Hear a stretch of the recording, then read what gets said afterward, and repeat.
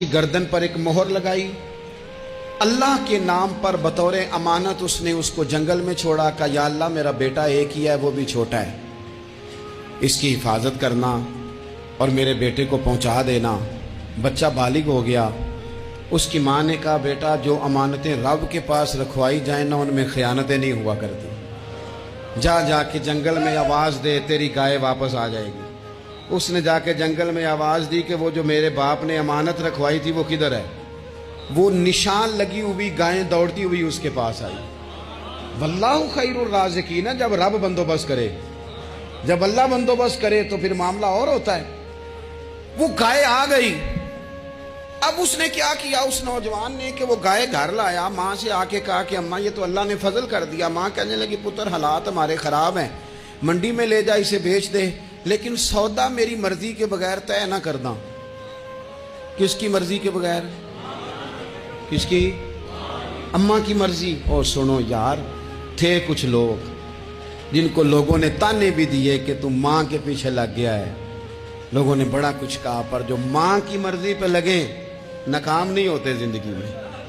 ये देखो माँ की मर्जी पे लगा। उसकी कीमत कितनी थी गाय की? बड़ी महंगी थी, पर 3 दिनार की थी। मंडी में ले गया, 3 दिनार उसकी कीमत लग गई। तो माँ ने कहा था मेरी मर्जी के बगैर सौदा ना करना। अब बच्चे तो नहीं ना मानते, अम्मा को क्या पता बाहर बिजनेस क्या है, लेन देन क्या है।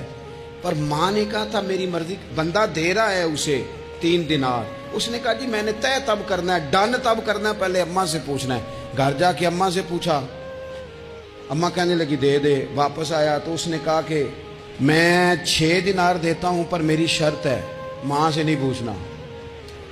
उसने कहा तू 12 भी दे, डन तब भी होना है जब अम्मा ने कहना है। वो जब इस तरह की उसने गुफ्तगू की, वापस अपनी वालदा के पास गए। कहने लगे अम्मा समझ नहीं आती, 3 दिनार की गायें बंदा 12 में खरीदने को तैयार है, शर्त लगाता है कि अम्मा से नहीं पूछना। तो वालदा कहने लगी पुत्र पहले उससे जाके पूछ क्या वो है कौन। ये कोई रूहानी मामला है, कोई गैबी मदद है, पूछ। उससे जाके पूछा तो वो कहने लगा मैं तो फरिश्ता हूं अल्लाह का। तूने गायें बेचनी नहीं इसलिए कि तेरा बाप भी नेक है, तेरी माँ भी नेक है। रब तेरे रिस्क में बरकत पैदा फरमाना चाहता है। माँ बाप नेक होना, रिस्क में बरकत हो जाती है। माँ बाप नेक हो, उनकी सालहियत का असर पहुंचता है बच्चों तक। रिस्क हलाल कमा के लाने वाले हों तो घर में बरकत होती है। जाके कहा कि तेरे माँ बाप नेक थे, इसे ना बेचना गाय को। तो क्या करें? कहने लगे बनी इसराइल वाले सवाल कर करके ना कर करके खुद मुश्किल में आ गए। अब वो ऐसी